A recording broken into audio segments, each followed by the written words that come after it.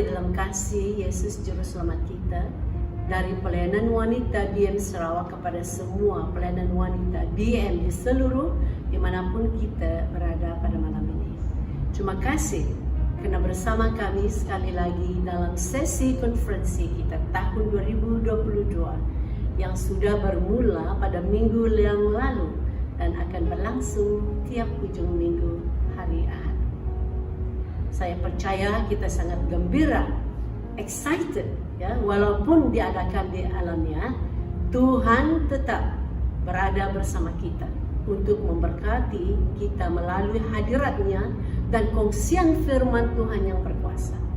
Dan saya doakan agar kita bertahan setia sampai selesai konferensi kita pada tanggal 31 Julai, 2 minggu dari sekarang.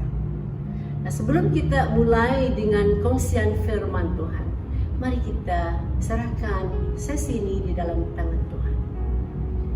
Ya Bapa kami di surga, kami datang kepadamu pada malam ini.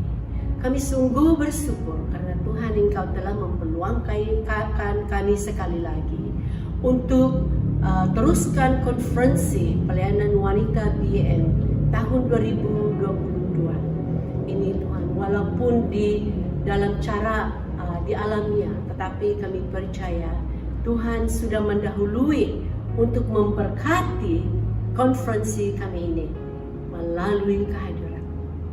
Kongsian firman Tuhan akan diurapi Tuhan menjadi berkat yang luar biasa kepada semua pendengar pada malam ini Tuhan, agar Tuhan lewati kami dengan kuat kuasa-Mu. Roh Kudus diurapi di semana-mana tempat Tuhan, dimanapun kami berada malam ini.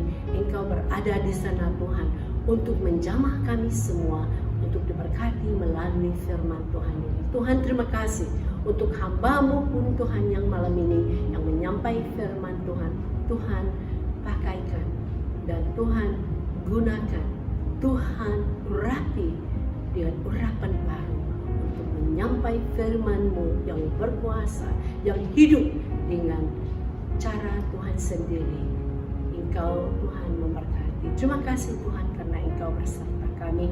Dalam nama Tuhan Yesus kami berdoa. Amin. Jadi saudari-saudari seiman, tema konferensi kita sangat berkuasa. Berakar dalam, dibangun di atas Dia, bertumbuh teguh, berbuah lebat. Terdapat dalam Kolose 2 ayat 6 dan 7, di mana Rasul Paulus berkata kepada jemaat Kolose yang sudah menerima Yesus sebagai juru selamat mereka untuk harus tetap di dalam iman. Nah, menjadi orang Kristen artinya dengan setia menjadi pengikut Kristus yang harus hidup menurut kebenaran firman Tuhan. Hal ini menunjukkan bahwa orang percaya mengalami kedewasaan rohani. Nah, orang Kristen yang dewasa perlu mengalami perubahan karakter dan kekuatan untuk menghadapi masalah hidup setiap hari. Permasalahannya yang terjadi saat ini, ada banyak jemaat yang masih belum dewasa, dan hal ini dibukti dengan memiliki karakter dosa, hidup dalam kedagingan, menurut hawa nafsu, dan tidak ada kesetiaan dalam Tuhan. Dan ada juga yang salah paham dengan versi sendiri yang menyesat.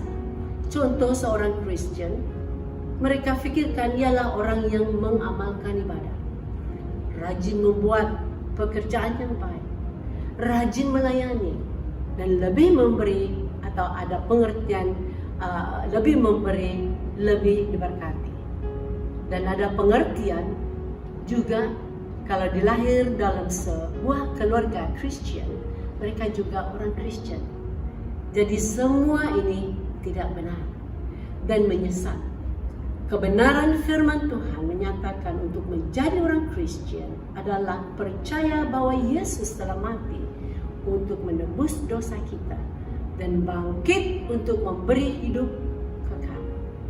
Nah, kita menerima karya Yesus itu dengan iman, mahu untuk mempercayakan pengampunan dosa kita hanya kepada karya keselamatan yang dikerja oleh Yesus saja.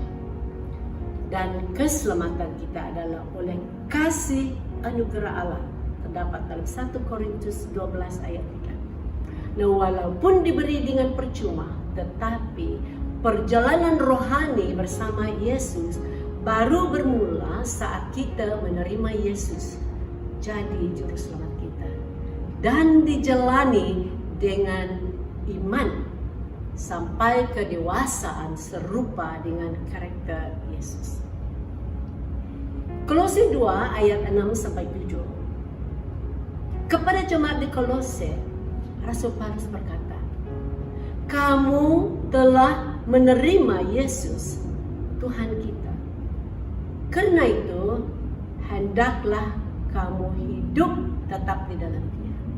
Dan ayat 7 berkata, "Hendaklah kamu berakar di dalam Dia dan dibangun di atas Dia. Dan bertambah teguh dalam iman yang telah diajarkan kepadamu. Dan hendaklah hatimu berlimpah syukur." Nah, jemaat di Kolose, mereka sudah terima Yesus Kristus dan perlu dibimbing, diajar, diberikan dasar yang kuat dan kukuh untuk jadi dewasa. Nasihat Rasul Paulus dalam 3 hal untuk jemaat di Kolose yang juga relevan untuk kita sekarang. 1. Tetap tinggal dalam Kristus. Kolose 2 ayat 6. Ayat 6 katanya, "Kamu telah menerima Kristus Yesus Tuhan kita. Karena itu, hendaklah hidupmu tetap di dalam Dia." Nah, dari ayat 6 ini dapat dijelaskan bahwa apabila orang tinggal dalam Yesus dibuktikan dengan 2 hal penting, yaitu menerima Yesus dan yang kedua, tetap hidup dalam Yesus. Jemaat di Kolose sudah menerima Yesus sebagai Tuhan dan Kristus. Itulah sebab Rasul Paulus kata kepada mereka, hendaklah tetap tinggal di dalam Dia. Nah, kekristenan bukanlah sebuah keyakinan sebagai teologi saja, melainkan juga merupakan gaya hidup iman kita, terdapat dalam Efesus 4 ayat 1. Dan Paulus di sini berfokus pada aspek pribadi dari iman Kristen seperti halnya Injil Yohanes. Yohanes 15 ayat 4 yang berkata, "Tinggal di dalam Dia dan aku di dalam kamu." Yang sama arti yang Rasul Paulus kata kepada jemaat di Kolose, hendaklah tetap tinggal di dalam Dia. Nah, kata tetap untuk mengerti lebih dalam ayat ini adalah satu undangan. Itu adalah undangan untuk orang percaya tinggal tetap di dalam Yesus seperti Yesus tinggal di dalam Bapa. Nah, misalnya bukan hanya waktu kita susah atau waktu kita senang saja kita tinggal di dalam Yesus. Bukan pula untuk sementara saja, tetapi untuk selama-lamanya. Untuk setiap detik yang kita lewati. Susah senang harus terus memiliki relasi dengan Tuhan dan dibentuk oleh firman-Nya seperti yang di 2 Timotius 3 ayat 16. Karena banyak orang hanya tetap di dalam Yesus pada masa mereka senang. Tetapi apabila mereka tidak senang, mereka lari. Tapi dalam firman Tuhan ini, Dia memperingatkan dan menasihatkan kita untuk tinggal di dalam Yesus. Apapun keadaannya, kita tetap tinggal di dalam Dia. Dan tetap tinggal di dalam Dia karena Yesus adalah utama hidup kita. Di dalam Dia kita hidup dan bernafas. Dan harus setiap keputusan hidup kita, perilaku kita, cara pemikiran kita didasarkan di dalam Dia Yesus.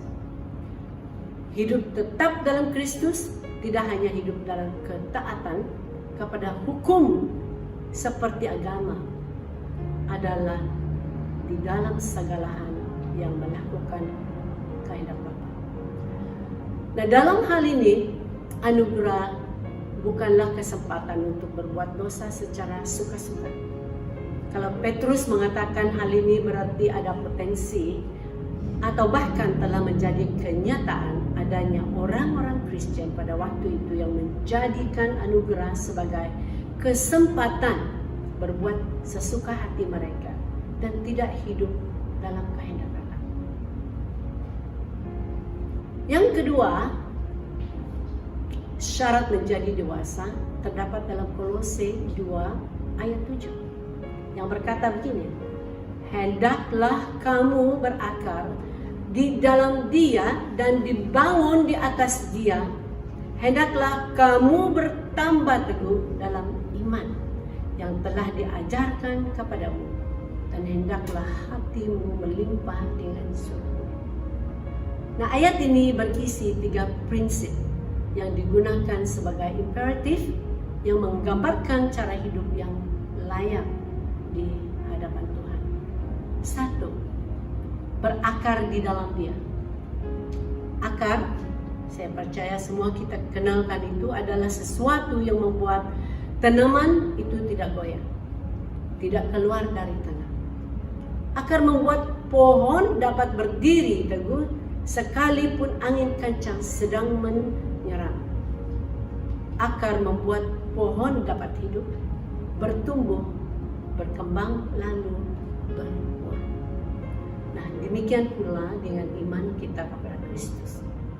Supaya iman tidak bergoyah atau tidak hanyut oleh banjir persoalan dan tidak terbabat oleh angin badai kehidupan, haruslah berakar di dalam Dia.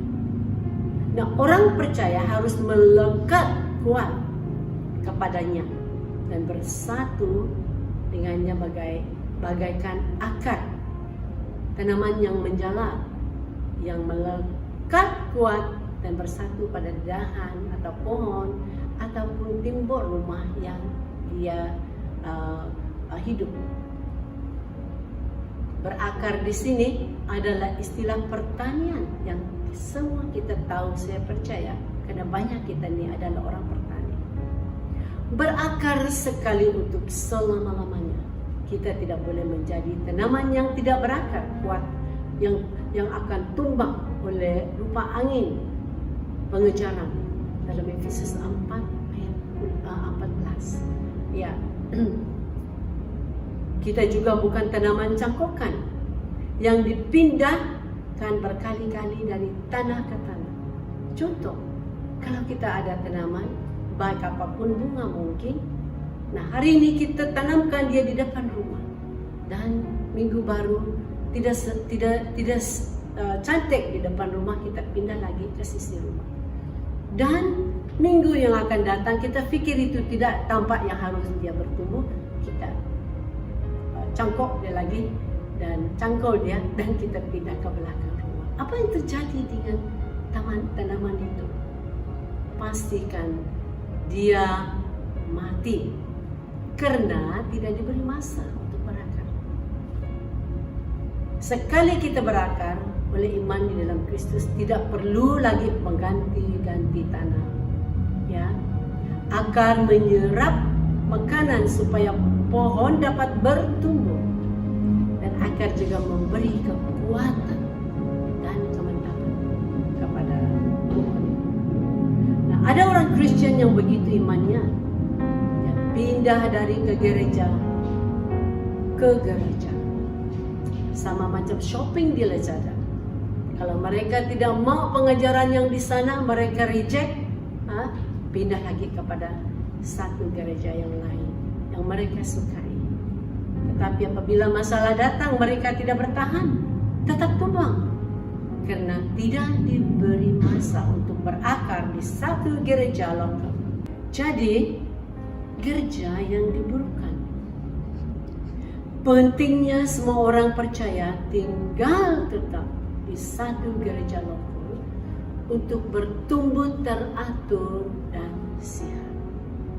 Dalam Mazmur 92 ayat 13 dan 14 yang berkata, orang benar akan bertunas seperti pohon korma dan akan bertumbuh subur seperti pohon aras di ladang.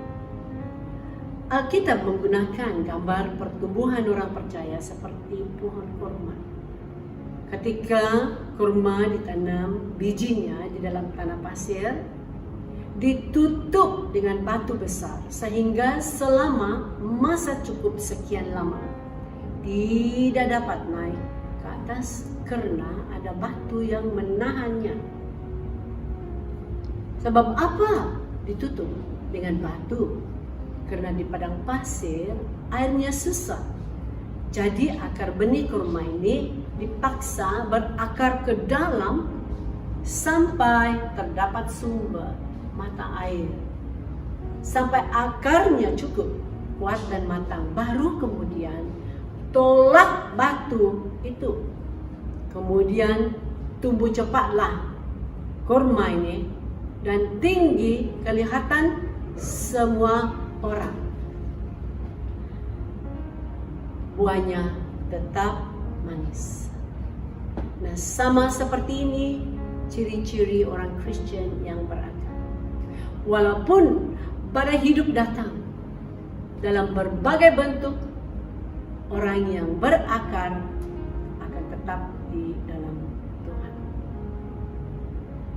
Ciri-ciri orang Kristen yang berakar dan teguh sama seperti yang dikatakan dalam 1 Korintus 15 ayat 58 berarti berdiri teguh, jangan goyah, dan giat selalu. Amin. Giat selalu bermaksud di sini ya, rajin bersaksi, karena itu tanggung jawab seseorang percaya. Rajin beribadah, karena itu sikap orang bersyukur kepada Tuhan. Rajin melayani dan memberi, karena itu buah roh yang hidup, kelimpahan, dan rajin berdoa dan membaca firman Tuhan, karena itu perisainya orang percaya. Akar disiplin di dalam dia mengadakan saat teduh. Saat teduh, saudari-saudari saya. Saat teduh yang teratur. Nah, saat teduh yang sederhana yang dikenali sebagai 5P. Pujian penyembahan. Ya, mengundang kehadiran Tuhan. Pengucapan syukur, banyak perkara yang kita ucap syukur kepada Tuhan. Ya, kebaikan Tuhan. Doa yang dijawabkan. Kita bersyukur Tuhan itu baik. Sentiasa dan selama-lamanya. Banyak. Dan pengakuan dosa. Dosa memisahkan manusia dengan Allah yang suci. Dengan itu kita perlu mengampuni dosa kita. Minta ampun dari Tuhan supaya kita dapat datang kepada Tuhan dengan tangan yang suci, hati yang bersih, dan disuci oleh darah Tuhan Yesus supaya kita dapat datang ke hadirat Tuhan dengan sedia mendengar dari Dia. Permohonan banyak yang kita minta dari Tuhan sesudah kita, apabila kita di dalam hadirat-Nya. Permohonan untuk pekerjaan Tuhan, untuk diluaskan lebih lagi dari apa yang ada sekarang.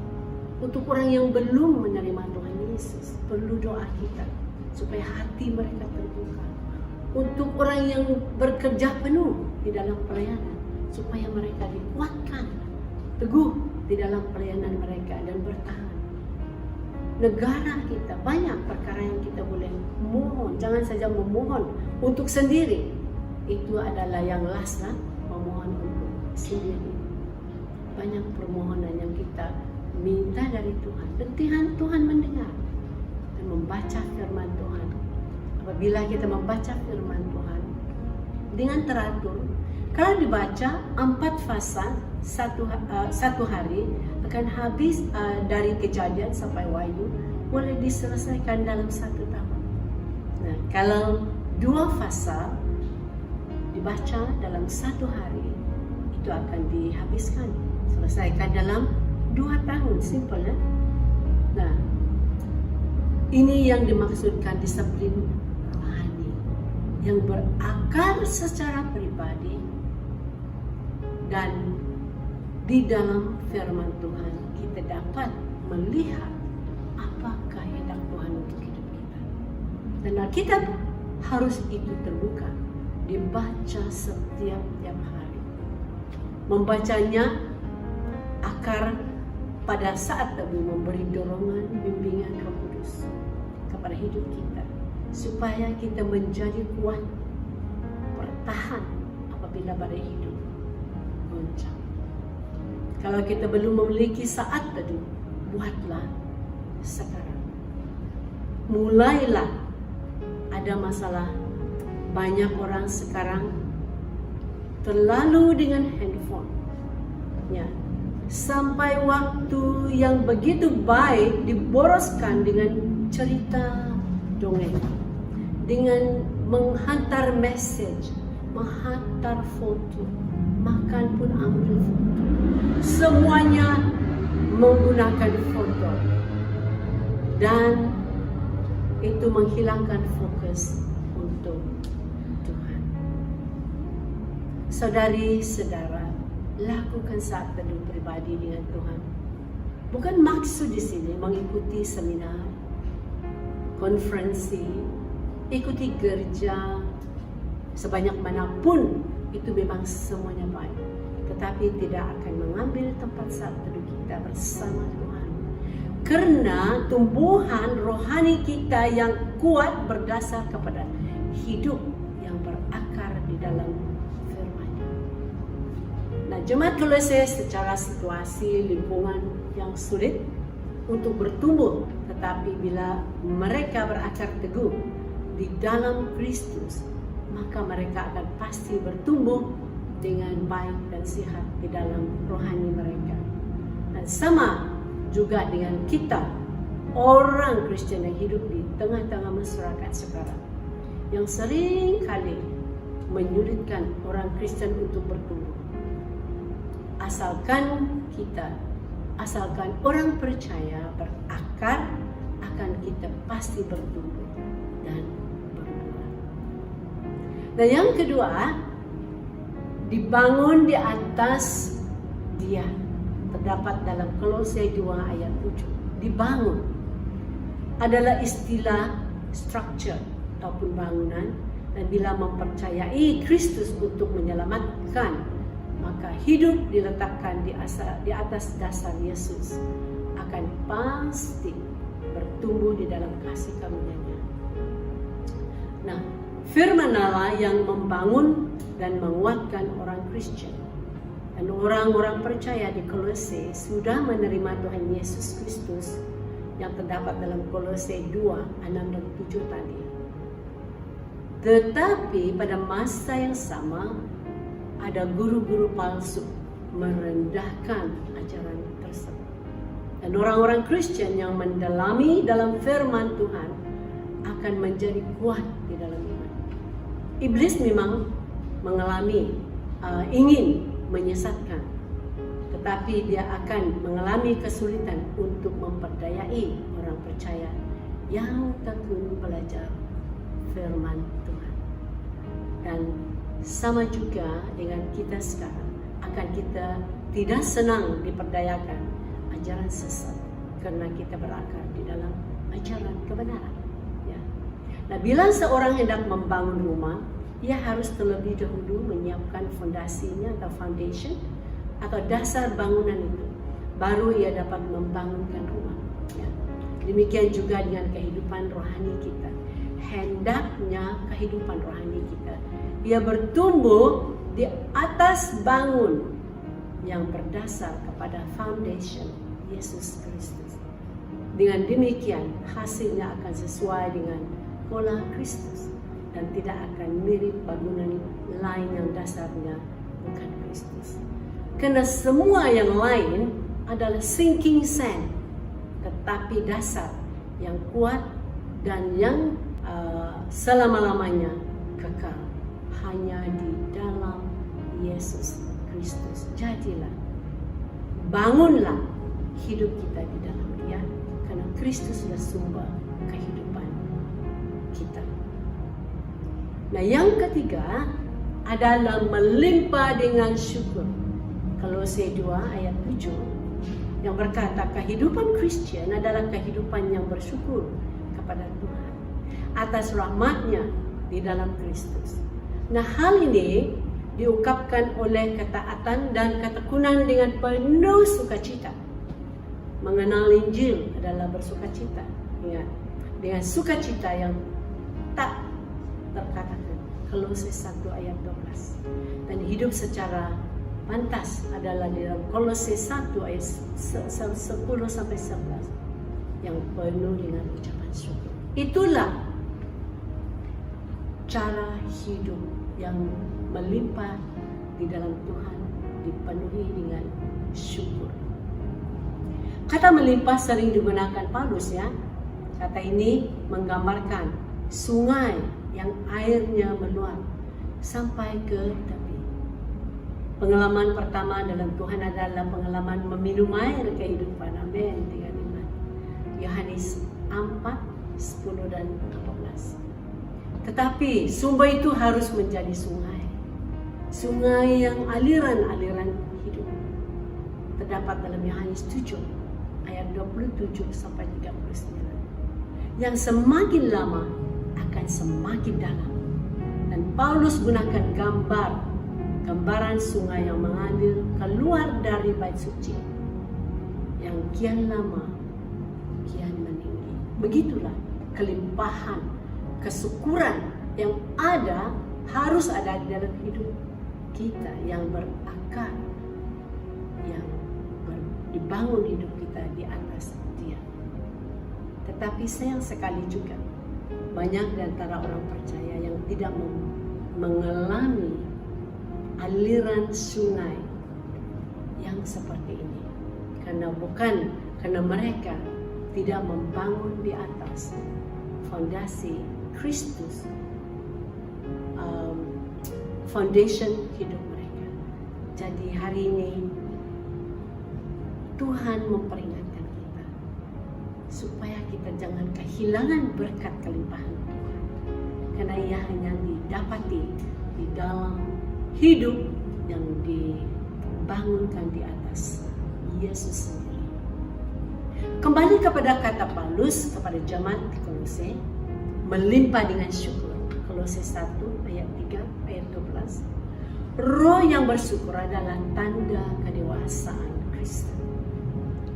Melimpah dengan syukur itu adalah buah roh kehidupan orang yang tetap di dalam Tuhan dan dikuasai oleh Roh Tuhan. Itu di dalam Galatia 5 ayat 22-23 yang kita biasa dengan itu.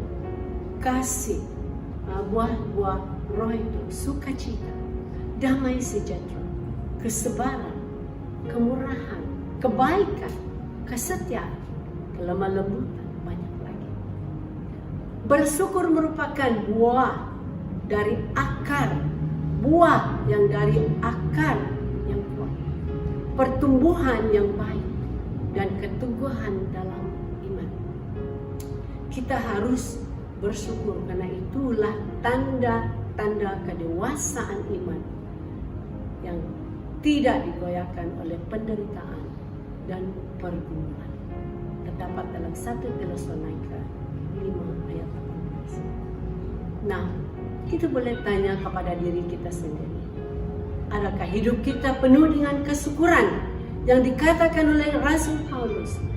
Atau adakah kita orang yang dipanggil orang percaya tetapi kehilangan kesyukuran? Pada waktu bangsa Israel bersungut-sungut di padang gurun, Allah murka karena bersungut-sungut mendatangkan murka Tuhan. Tetapi bersyukur mendatangkan berkat Tuhan. Walaupun di dalam situasi yang susah, mari kita mengucap syukur akan situasi itu. Situasi itu akan kita tertolong, karena melalui pergumulan banyak hal yang dapat kita belajar kalau kita belajar bersyukur. Nah, perkara yang susah dibuat lebih senang. Tidak ada tempat muka yang bermurung. The joy of the Lord, our strength, di dalam segala hal. Doa saya agar semua kita orang percaya akan belajar bersyukur di dalam segala hal, karena ada kuasa di dalam kesyukuran kita kepada Tuhan. Nah, kalau saya ingat ada juga orang yang sudah dewasa di dalam pelayanan, orang yang kita tahu adalah orang yang diharap-harapkan. Mereka memang setia melayani, mereka setia melakukan pelayanan yang dipercayakan kepada mereka. Tetapi apabila kita melihat tidak ada kesyukuran, sesudah melakukan pelayanan penuh dengan komplain, penuh dengan kritikal, penuh dengan hati yang membenci. Dengan apakah hidup yang seperti ini boleh jadi di dalam hidup kita seorang yang melayani ataupun mungkin dipanggil hamba Tuhan, adalah sebab hidup kita tidak dikuasai oleh Roh Tuhan sampai ternampak bukti buah hidup kita bukan buah roh, adalah buah kedagingan, adalah buah yang di dalam kita adalah sama seperti buah yang orang yang di luar sana duniawi ada. Tetapi untuk anak Tuhan, untuk orang yang percaya, untuk orang yang sudah menempatkan hidupnya di dalam Tuhan, ada hidup kelimpahan penuh dengan syukur. Walaupun di dalam situasi yang susah, apapun keadaannya, apapun cebarannya, apapun badai hidup yang akan menerpa, orang yang hidupnya berakar, yang bertumbuh, dibangun dan bertumbuh di dalam Tuhan, tetap ada kesyukuran dan penuh kesyukuran, karena itulah tandanya kedewasaan orang yang percaya kepada Tuhan. Jadi saudari-saudari, semua pendengar pada malam ini, setiap orang percaya di-expect ada pertumbuhan, karena hanya itu satu-satunya jalan menuju kedewasaan. Memiliki satu komitmen untuk bertumbuh, karena hal pertumbuhan bukan hal yang otomatis, dan berjuanglah untuk pertumbuhan yang akan di dalam hidup kita, sekalipun itu tidak senang dan pasti ada halangan serta rintangan. Tetapi bila kita mengusahakan untuk bertumbuh di dalam Yesus, kita tetap teguh, kita tetap bersyukur. Namun sadarlah bahwa kita harus terus bertumbuh, karena itu adalah tindakan iman kita yang hidup, yang di dalam kehendak Tuhan. Dan dengan pertolongan Roh Tuhan, pastikan kita berbuah baik.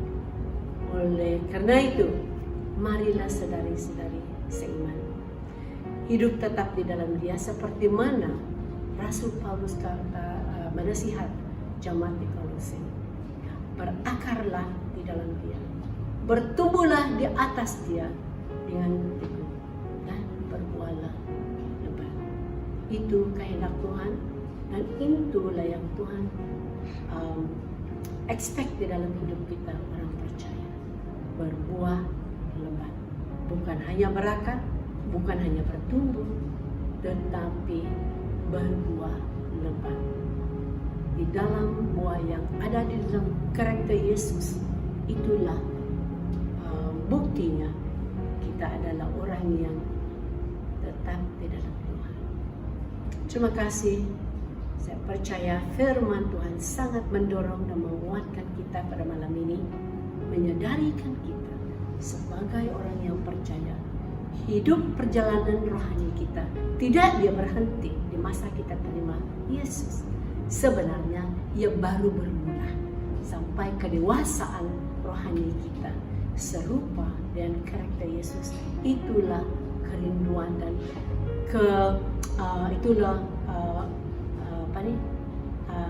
kerinduan Tuhan untuk kita. Terima kasih dan sampai di sini mari kita berdoa serah dalam tangan Tuhan apa yang telah kita belajar. Bapa kami di surga, terima kasih Engkau telah berserta kami dalam konferensi ini Tuhan. Yang sungguh kami sadari Tuhan, setiap kami yang sudah percaya kepadamu dan telah menerima Yesus sebagai juru selamat kami, hidup kami tidak berhenti di sana, karena Tuhan ingin kami teruskan perjalanan hidup rohani kami Tuhan bersama Tuhan sampai berkekalan. Firman Tuhan dalam Kolose yang menasihatkan kami untuk tetap hidup di dalam Tuhan dan berakar di dalam Tuhan, bertumbuh teguh di atas Dia dan dengan hidup yang kelimpahan sungguh. Tuhan, kami sadar ada masanya kami tidak kelimpahan hidup itu karena kami Tuhan telah mendasarkan hidup kami di dalam dunia ini. Kami minta ampun dari Tuhan supaya malam ini Tuhan Engkau tolongkan kami. Hidup kami sebagai orang yang percaya Tuhan akan dikuat, akan diteguh, akan ditolong karena kami berdasar kepada iman kami Tuhan di dalam Yesus Kristus, fondasi kami yang kuat dan yang kekal. Terima kasih Tuhan, apapun kami lalui pada hari ini, mungkin kami ada masalah, apapun cabaran yang kami ada pada masa ini Tuhan, kami berdoa sebagai orang yang percaya, yang sudah berakar di dalam Tuhan, kami akan tetap menang. Terima kasih Tuhan, Engkau telah dengar doa kami, dan kami berdoa supaya setiap pendengar Tuhan dikuat imannya pada malam ini melalui firman. Dalam nama Tuhan Yesus kami berdoa, minta semuanya ini.